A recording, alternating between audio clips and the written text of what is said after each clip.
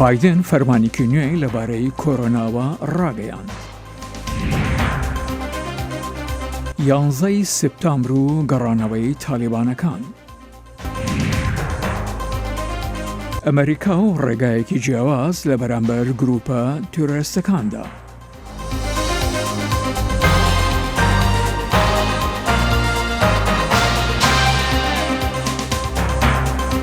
تەماشاچی لێ خۆشەویستی دەمەتان خۆش لە واشنگتن دیسیەوە خۆشاتنەوە ڕای بەرنامەی کورد کۆنەکشن دەمژمار نەوەنی من شەوەکی وەدەم واشنگتن هەینی 10 سپتامبر ساڵە 2021 ئومیدوارم دەمیگی خۆش وەلمان بوانە سەر. سلااو ڕێزر من ساڵح دەمی جەرج بووە بینەرن هێژا ئەم ژێ ئەمریکای دەست پێ دەکەن. دەمەکێدا کۆ بەڵاوونە جوورایە دەلتایا کۆڤید-19 لە ئەمریکا بەردەوامە و هەفتانە بە حەزاران ئەمریکی دکوژە سەرۆکی ئەمریکا جۆ بایدن هەن پیڤانی نو ڕاگەهاندن ji بۆ ڕێگرتنا لە پاندەمیە. لە گۆر بریارە بایدن کارمەندên کۆمپانیên mezin تیمên تەندروستیە و کارمەندên فدرالی نەچارن کۆ ڤاکسینان وەرگرن و کۆمپانیên کۆ پێگیریە bi vê biryarê nekin dê rastî $14,000 ceza bibin. Zanayên pandemiyê piştgiriya vê biryarê dikin. Plana Biden ya nû dê bandorê bide ser herî kêm 100 milyon Emerîkî li gor koşka spî lê hinek dibêjin ev biryar nedistûrî ye û cihê dabeşbûnê ye. Biden her wiha plan dike ku dibistanan vekirî bihêle rêjeya têskirinan zêde bike, daxwaza bikaranîna maskan dike û vaksîna bihêzker ya sêyemîn dabîn bike. Rêxistina saxlemiya cîhanî bang li welatên maldar dike ku dayîna vaksîna bihêzker rawestînin heta dawiya salê lê koşka spî dibêje ew dikare wê jî bide û vaksînan ji bo welatên dinên cîhanê jî dabîn bike. Biden got Amerîka 140 milyon vaksîn dane bêhtirîn nod welatî li seranserî cîhanê. یادی بێساڵی هێڕشەکانی تیرروسی 11 سپتامبر پاشماوەیەکی کەم لە کەشانەوەی ئەمریکا دیێت لە ئەفغانستان لە کاتێکدا جۆ بایدن سەرۆکی ئەمریکا دەڵێت چوون ئەفغانستان بۆ ڕاونانی ئەنجامدەرانی هێڕشەکانی 11 سپتامبر و ڕێگەنەدان بە پەناهگایەکی ئارام بۆ ئەلقاعیدە بوو. بەڵام هەندێک لە شارەزایان پیان وایە لەگەڵ دەست بە سەرایگرتنی تالیبان لە ئەفغانستان لەوانەیە بەرەنگاری نوێ بێبنەوە. Salvegera bîstemîniya êrişên terorîst yên 11 Septemberê li Amerîkayê îsal newekiya salên bûriye. Berî çend hefteyan Amerîka şerê 20 salî li Efganistanê bi dawî kir û hêzên Amerîkî bi temamî ji wî welatî derketin. Rêxistina Elqaîda li du êrişên 11 Septemberê bû. Vê rêxistinê Efganistan ku wê çaxê di destê Taliban de bû ji xwe re kiribû bingeh. Ji ber vê sedemê Amerîka derbasî Efganistan bû Taliban ji deselatê avêt. Rêberên Amerîkî dibêjin êdî ew armanc pêk hat. We went to Afghanistan almost 20 years ago with clear goals. ئەمبەری نێزیکا 20 ساڵان بە ئارمانجên زەلال چوون ئەفغانستانê da ku em wan kesên ku li 11 Septembera 2001 êrişî me kiribû bigirin û piştrast bikin ku Elqaîda Efganistanê weka bingeh bikar nayîne ku carek din êrişî me bike. Me ew yek encam da. Lê li dema hêzên Amerîkî xwe amade dikirin ji Efganistanê derkevin, hikûmeta Efganî li hember Talibanê hate roxandin û rêxistina tundrê êdî welat kontrol kir. Bi vê yekê jî, bi spor dibêjin, dibe ku metirsiya rêxistinên wek Elqaîde careke din vegere. Al-Qaeda has been diminished. The group certainly hasn't been defeated, and with the Taliban victory. Tevî ku Elqaîde hatiye lawazkirin, ev grûp tekez nehatiye têkbirin. Bi serkeftina Talibanê ez û gelek şorevakarên dî jî bawer dikin dê rêka pêwîst ji bo Elqaîde hebe da ku rêxistina xwe ji nû ava bike û dibe ku carek din êrişî welatên rojavayî bike.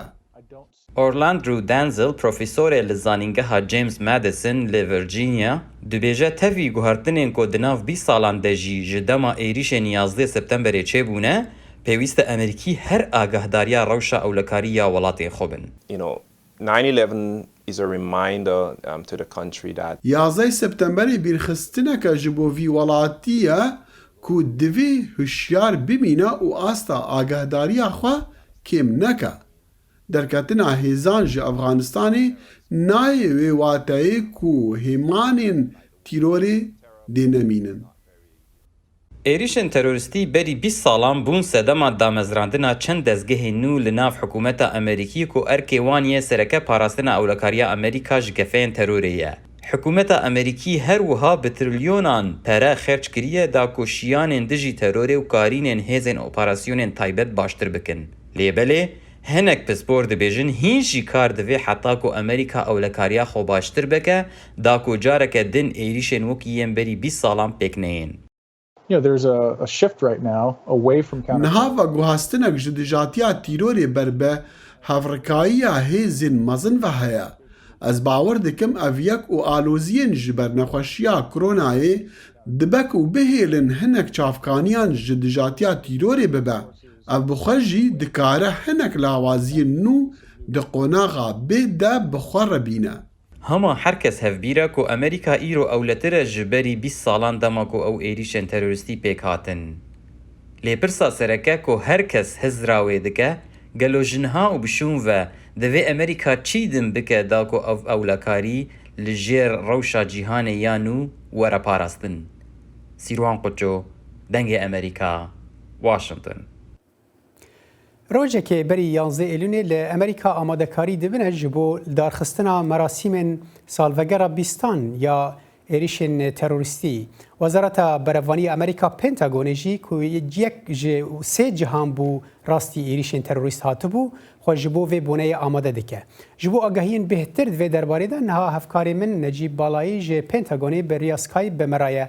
Dem baş Necîb, rojekê berî merasîmên fermiyên êrişên terorîstê çi cîre amadekarî li Pentagonê dibine?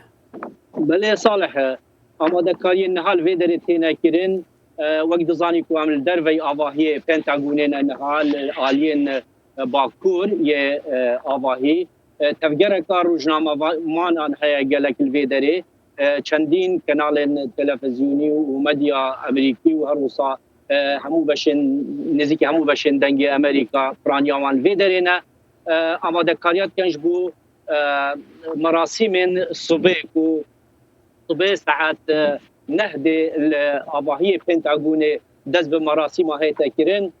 Wezîrê Berevaniye Lloyd Austin û her wisa serfermandarê giştiyê hêzên hevbeşên Amerîka General Mark Milley dê pêşwaziya mêvana bikin û ev merasîme wê bi şêweke rêkûpêk derbas bibin û ewlekarî hatine standin pêşwex Pentagonê ragihandiye ku tenê ew dikarin heta 6 rojnamevanan daxilî avahiyê Pentagonê bikin û bişên merasîmê de bejdar bibin ji ber tedbîrên têstandin li Covid-19 wan tedbîran ew bin pê nake ji ber wê yekê nahêlin gelek rojnamevan derbasî nava avahiyê Necîb yani merasîmê bibin. Îsal 20 saliya salvegera yani wan êrîşan e taybetmendiya îsal ji salên berê çi ye yani li ser asta ewlekariyê li ser asta kombûna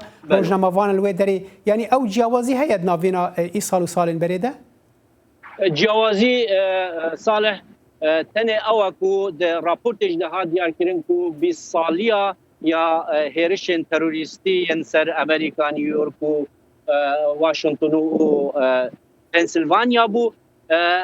Ev bûyere wî demî de hat ku leşkerê Amerîka ji Efganistanê nemabû ew armanca ku pê çibûn weke serok jî gotiye gihane armanca xwe vegeriyane vêrê tedbîrên ku dihêne standin ji bo meselên ewlekariyê tevgereka pirûkan heye Salih pirûkên helîkopter hene her wisa niha kamîra nikare bibîne lil esmanî hind pirûkên dinyên biçûk hene wiha diyare ku ew pirûke zêrevaniya ya hemû Washingtonê dike ji ber ku rojeke giring e dîroka Amerîka da. Necîb gor hate ragihandin ku wê ew merasîmên ku swahî bibin wê nevekirîbin ji bo rojnamevanan rabikêmanî jî yani tenê ew kesên ku navê wan berê li Pentagonê hene ew ê derbas bibin ev jî ji ber ku bîsaliya salvegerê yan ji ber hin tedbîrên em bibêjin saxlemiyê ne? صالح وكما قلت جبر يا ايكي وكبنتاغون ديار كريج بر تدبير ين كوفيد 19 جبر ويكي يا دويجي پلانا یا قصر سپی هاتیه اشکره کرن کانه و چاوان مراسیما فرنگ بخن گل روش هلاته و هند آلاین امریکا الآلیه کو فروکه پیکتی گشتا هفته و هفت افروکا کوش فرنگها واشنطن دالاس رابوی کدا بچیتا لوس انجلوس و هاتی فل آواهی پنتاگون خستی وی بشه یه آواهی و بله خالت الزلال بهجین هفکاری من نجیب بالایتش پنتاگونی مرابی گلکس باس ماوەی 20 ساڵە لەو کاتەی 11 سپتامبر ڕۆیدا بەڵام زۆربەی ئەمریکایەکانەوە بە تایبەت نیویۆرکیەکان هێشتا واز دەکەن کە دوێنی ڕۆیدا خەڵکەکە هێشتا دەتوانن بە بێر بهێننەوە کاتێکی ڕۆژەکان ئەنجامدران لەکوێ بوون. Di ser êrişa 11 îlonê 20 sal derbas bûn. Lê hêjî bandora êrişê li ser hestên Newyorkiyan berdevam dike. Lewre di êrişa esmanî da du avahiyên bilind ên navenda bazirganiya cîhanê û bi wan re 5 avahiyên din jî hilweşiya bûn û di encamê de nêzî 3000 kesan jiyana xwe ji dest dabû. Piştî 20 salan hêjî Amerîkê dizanin ka wê rojê ew li kê derê bûn. Di roja êrişê de konferanseka min hebû û kurê min jî nexweş bû. Cîranekê min hate malê û ku lê kurê min xwedî derkeve. Cîranê min got êrîş hatiye kirin. Lê min nikarîbû bawer bikim. Paşî ez çûme konferansê û li wêr her kesî li televizyonê temaşe dikir. Ez piştî 20 salan jî hîn vê êrişê weke tiştekî sürrealîst ango rastîdar dibînim. Îro em li vir digerin û hîn beşin êrişê dibînin û mirov nikare bawer bike. Rûniştvanê bi navê Julio Martinez jî di dema êrişê de wek zarokekî 12 salî di dibistanê de bûye û piştî êrişê demekî dirêj nekariye xwe bi ew le hîs bike. It feels surreal. I was in 7th grade. I remember I was in math class. Dema ku êriş hate kirin ez di dibistanê da di nava dersa matematikê da bûm. Em hemû birin salûnekê da berhev kirin. Me nedizanî çi diqewme. Paşî dayika min hate gel min û ji min ra got kanê çi çêbûye. Min nedikarî bawer bikim. Ez niha xwe pitir bi ewle hez dikim.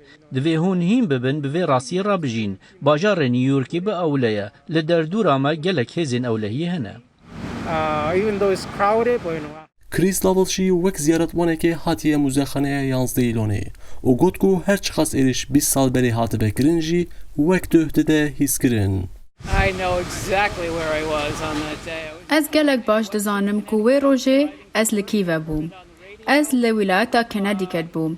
Di trembêla xwe de diçûm karê xwe û min di radyoyê de êrîş bihîst. Balafira yekem dema ku ez di trembêlê de bûm êrîş kir û ya duyem demê ku ez gehiştim ofîsê. Her kesekî li televizyonê temaşe dikir. Rojeka wesa bû ku mirov bawer nedikir. Yek hez dike ku êrîş do bû. Kanê Bushî îro hatiye serdana qurbaniyên 11 îlonê û got ku ew gelek xemgîn bûye û hêjî nikare bi wê êrişê bawer bike. Di roja êrişê de ez bi keçika xwe re beşdarî grûpekê bûm ku piştgiriya daykan dikir. Dema ku min bihîst êrîş bûye, ez çûme dibistana zarokê xwe yê din. Hemû malbatên zarokan li dibistanê bûn. Ta min di televizyonê de dîtî, ez hingî têgehiştim çi bûye. Hêjayê gotiniyê ku îsal di salvegera êrişa bîstan a 11 îlonê de ji bo qurbaniyan seremoniyeke bîbîranînê wê were li darxistin. Sinan Tunçdemir, Dengê Amerîka, New York. نوێترین هەواڵ و زانیاری خێرایی و متمانە لە فەیسبووکی دەنگی ئەمریکا.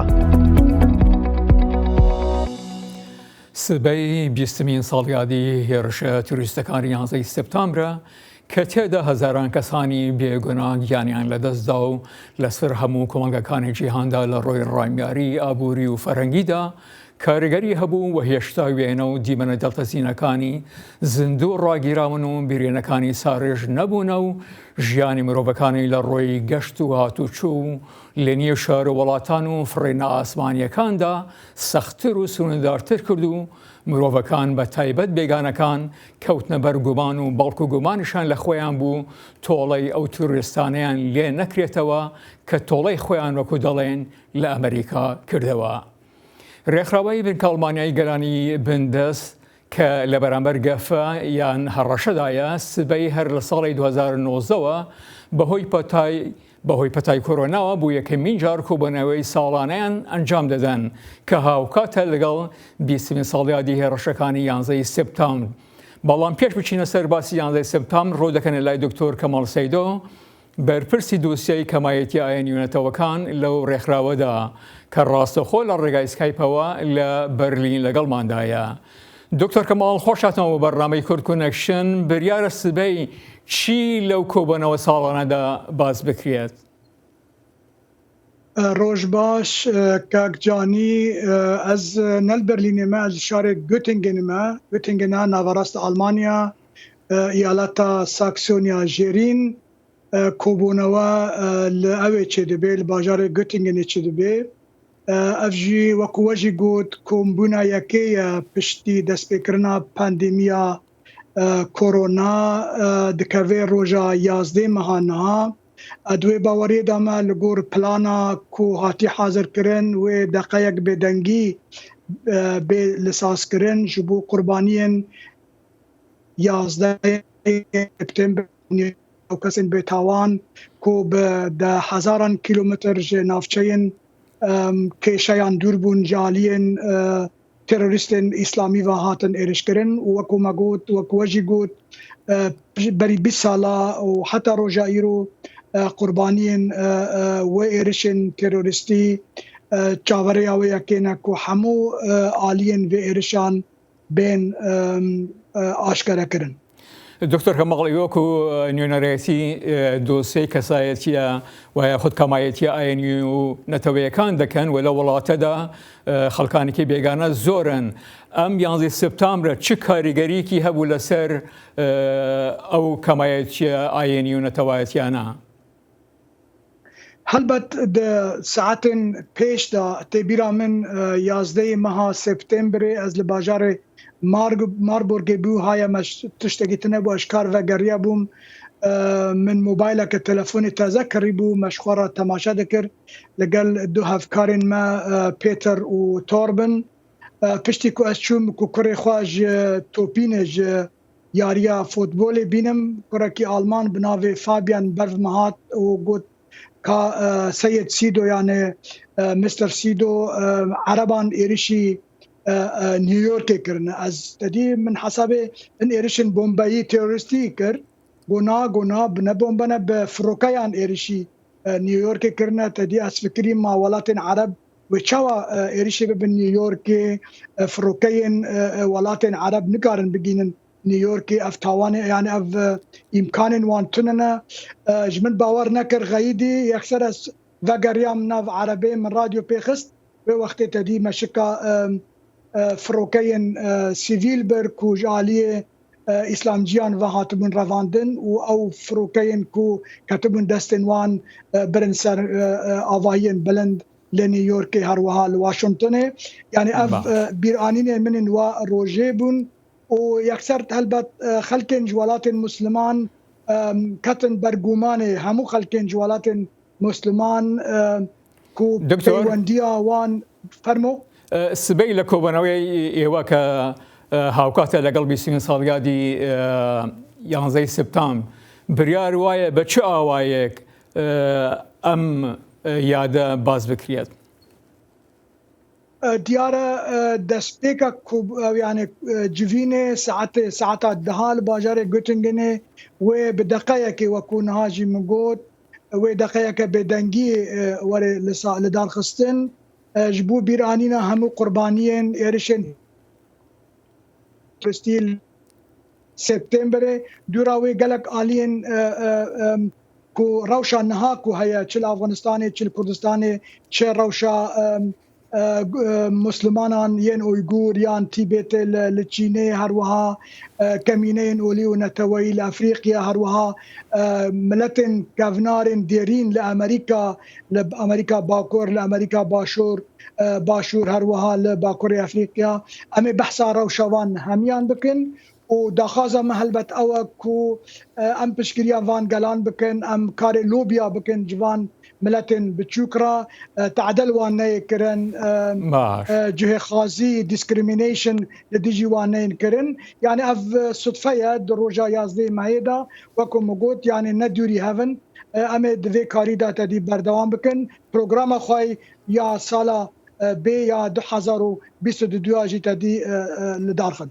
دکتۆر بیگومان بەراورد بە 20 ساڵەمەوە پێش مەترسیەکان کەمتر بوونەتەوە بەڵام بەهاتنە سەرکاری تالیبانەکان و سەرهەڵدانی گروپە تێرۆریستەکان و تونتیژی چ لە ڕۆژاوای کوردستان و یاخود لە هەرێمی کوردستان و هەروەها لە هەندی بەشەکانی تری جیهان تا چەند شیانی هەیە هاتنی تاڵەبان هاندەر بیت بۆ گروپە تۆریستەکان و لەمە دووە کاری تونتیژی زۆرتر ببیتەوە. ئەدوێ باوەڕێدامە کو ئیسلاما ڕادیکال یا سنیژی و یا شیعیژی دخورتبوونێدایە یعنی ئەv vekşîna ئەمریکا و hêzên NATO ji Afganistanê wek serkeftinekê ji bo îslamê dizanin helbet ew behsa îslama xwe dikin ew dibêjin çawa me yekîtiya Sovyêtê têk bir em dikarin Amerîka jî têk bibin piştî 20 sala me pişta Amerîka li Afganistanê şikand hêzên radîkal dê xurtir bibin edwê bawerê dame ku hêzên radîkal li Iraqê li Sûriye li Kurdistanê li Tirkiye jî xurt bibin îro jî li ser vê yekê li ser metirsiyên li ser xristiyanên Iraqê taybetî li Musilê me belavnameyek bo raya giştî dibêjim bo radiya we jî me şand. دکتۆر کەماڵ سەیدۆ بەرپرسی دۆسیەی کەمایەتیانی نەتەوەیەکان لە ڕێکخراوەی ڕۆژهەڵاتی ناوین بۆ گەرانی ژێرگەفە زۆر سپاس. سپاس بۆی بەش. هەر divê derbarê de boneya salvegera 20 saliya êrişên terorîst dijî Amerîka û vekşîna hêzên Amerîka ji Efganistanê gelek şareza dibêjin ku Amerîka dê beriyên ciyawaz şerê li dijî grupên terorîst li herêmê bike. Pemnêrê dengê Amerîka li bajarê Silêmanî Herêma Kurdistanê bi hin şîrovekarên siyasî ra axivî û ev raport amade kir. هێرشی دوو فڕۆکە بۆ سەر دوو باڵەخانی بەرزەفڕی ئەمریکا دیمەنێکە لە هزری خەڵکی ئەمریکا و جیهاندا هێشتا ماوەتەوە. هێرشی 11 سپتەمبەری ساڵی 2001 بە خوێناویترین هێرشی تیرۆریستی بۆ سەر ئەمریکادا دەنرێت کە تێیدا نزیکەی 3000 کەس گیانیان لەدەستدا و وەرچەرخانێکی گەورەی لە سیاسەتی ئەمریکادا دروست کرد و پەلی کێشا بۆ لەشکرکێشی سەربازی ئەمریکا بۆ هەریەک لە ئەفغانستان و عێراق. لە کاتێکدا 20 ساڵ بەسەر ئەو ڕووداوەدا تێدەپەڕێت هێزەکانی ئەمریکا لە ئەفغانستان کشاونەتەوە و زۆرێک پێیان وایە لە ئێستادا ئەمریکا سیاسەتی خۆی بۆ بەرەنگاربوونەوەی تیرۆر گۆڕیوە کە گۆڕانکاری ڕیشەی لە ڕۆژهەڵاتی ناوەڕاستدا دروست کرد. ئەم ڕۆژە سمبولێکی گەورەیە لە دنیاە. سمبولێکە بەمانایەوەی کە دنیای لایەنی کەم سیاسەتی دەرەکی ئەمریکی بەرامبەر بە ڕۆژهەڵاتی ناوەڕاست دابەشی دوو زەمەنی جیاواز کرد. زەمەنی دوای 11 سپتەمبەر زەمەنی ڕوبەڕووبوونەوەی تیرۆر و بانگەشەی شەڕی تیرۆرە. ئەمریکا دەستی کرد بەوەی کە ڕەوایەتی یا بەخۆی کە ڕوبەڕووی تیرۆری نێودوڵەتی ببێتەوە بۆ ئەمەش دوو تەداخلی کرد لە دنیاە دوو تەداخلی عسکەریەکێکیان ئەفغانستانە یەکێکیشیان عێراقە. لە دوای 11 سپتەمبەرەوە ئەمریکا توانی ڕووداوەکانی 11 سپتەمبەر بە بەژۆندی خۆیدا بشکێنێتەوە بە شێوەیەکی گشتی و وەکو بیانوێک بەکاری هێنا تاوەکو دوو بەرە دروستکە بەرەی ئەمریکا بەرەی تیرۆر و وڵاتان ئەبوو بەرێک هەڵبژێرن یاخود ئەمریکایان تیرۆر. خەڵکی ئەمریکا ترسی تیرۆر بوو بە بەشێک لە ژیان و حیاتی سیاسی و حیاتی ڕۆژانەیان ینی بە بەردەوامی شعبی ئەمریکی لە ژێر هەڕەش و تیرۆرا بوو. دەرگایەکی باشی کرداوە بۆ حکومەتە یەک لە دوایەکەکانی ئەمریکا بۆی کە هەر کاتێک هەوڵی داگیرکردنی وڵاتێک بدرێ هەوڵی ڕزگارکردنی وڵاتێک بدرێ شعبی ئەمریکی ئەو کاردانەوە توندەی نەبێت کە لە بەشێک لە مدە زەمانەکانی ڕابردووا بینیمانە. گەرچی بەشێک لە شارەزایان وا خوێندنەوە دەکەن کە ئەمریکا سەرکەوتوو بوو لە لەشکرکێشی سەربازی بۆ سەر ناوچەکە بۆ ڕوبەڕووبوونەوەی تیرۆر بەڵام نەیتوانی لە قۆناغی دەوڵەتسازی و نەهێشتنی تیرۆردا سەرکەوتوو بێت هەر بۆیە چەندین گروپی تیرۆریستی جیاواز لە وڵاتە جیاوازەکانەوە سەریان هەڵدەدا و بە دنیادا بڵاو دەبوونەوە. دوای کشانەوەی هێزەکانی ئەمریکا لە ئەفغانستان، جۆ بایدن سەرۆکی ویلایەتە یەکگرتووەکانی ئەمریکا ئاماژەی بەوە کرد کە قۆناغی نیشتیمانسازی و دەستوەردانی سەربازی کۆتایی هاتووە. ئەم ستیتمنتە بۆمانایە هات کە ئەوان ئیتر پێویستیان بەوە نییە بەهێزی سەربازی لە ئەرزی واقعا بن بۆی ڕوبەڕووی تیرۆر ببنەوە. پێشکەوتنە تەکنۆلۆژیەکانی بواری عسکەری وای کردووە کە ئەمریکا بتوانێت لە هەر جێگایەکی دنیا مەترسیەکی بۆ سەر ئەمنی قەومی خۆی بینی یاخود مەترسێکی بۆ سەر بەرژەوەندەکانی بینی بتوانێت تەداخلاتی خێرا و ڕاستەوخۆ و کاریگەر و دقیقیشی بکاتە سەر. بۆ نمونە کوشتنی قاسمی سلەیمانی ڕەنگە لە گۆشەنیگای ئەمریکاوە سەرکەوتنێکی عسکەری و استیخباراتی و تەکنۆلۆژیش بێ بەمانایەک لەمانەکان. پێچێت ئەو کاریگەری و ئەو دەسەڵاتی کە لە ساڵانی ڕابردووە لە 20 ساڵی ڕابردووە لە ڕۆژهەڵاتی ناوەڕاستە هەیبوو بێ پێچێوردە و دەبی بەرەو کەمبوونەوە بڕوا دەسەڵاتی خۆی هەڵگرێ کۆی بکاتەوە پێچێت لەمە دووە ئەو ڕووداوانەی کە لە ئەو پەیوەندیەکانی نێوان هەم رووسیا و هەم سین ببێتە هۆی ئەوەی کە زۆربەی زۆری مەلبنانەکانی ئەمریکا بەرێتە ئەو منتیقانە بۆ ئەوەی ئەو گۆڕانکاریانی کاکرێت و بە تایبەتی ئەو پێشکەوتنانی هەم لە رووسیا و هەم لە چینەوە بەدەست هاتووە ئەمریکا بتوانێت لە بەرامبەر ئەوانە وەکو وزلهێزی گەورەی جیهانی بمێنێتەوە. لە بەرەبەیانی ڕۆژی سێشەممەی 11 سپتێمبەری ساڵی 2001 چوار فڕۆکە لەلایەن گروپی بچووکی تیرۆریستیەوە دەستیان بەسەر داگیرا و دوان لە فڕۆکەکان هەردوو تاوەری بازرگانیان کردە ئامانج و دوو فڕۆکەکەی تریش تێک شکێنران. دوای لێکۆڵینەوەش لە ناسنامی ڕفێنەرانی فڕۆکەکان دەرکەوت کە ئەندامی گروپی تیرۆریستی ئەلقاعیدە بوون. ڕێباز مەجید، دەنگی ئەمریکا، سلێمانی.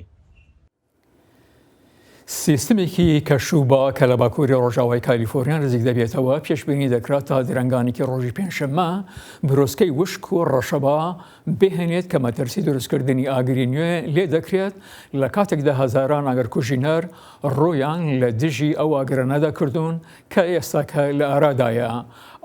ئاگادارکردنەوەیەک بۆ کەشی ئاگر دروست بوون بریارە لە زۆربەی ئەو ئاگرانەی لە باکووری کالیفۆرنیادا پەرش و بڵاوبوونەتەوە تا کۆتایی ئەمڕۆ کاریگەری هەبێت. هەروەها پێکهاتەیەک لە بروسکەی وشک و بای تند و سوتەمەنی وشیانی باڕودوخ و کەشێکی مەترسیدار دروست بکات. ئەگرەکانی دکسی لە سیێرە نیڤادا و باشووری زنجیرەی کەسکادا گەشتووەتە نزیکەی 3753 میل یا 59% خاموشکراوە یان کوژراونەتەوە. بینەر هێژال لەڤەر کورد کۆنێکشنە ئیرۆ بە داوی هاتم بهێڤینە تشتێمە پێشکەشکری بە دلێوە بن تا هەفتەیە بێ سلاڤێن حەیدەر کەریم و خالد فەتاح لە کۆنترۆل و بەرەمهێنانێ و لەڤەر لە ستودیۆ جانی دیلان و من ساڵح دەمیجەر ji bo we hene her şad û bextewar bin. ببینە خۆش.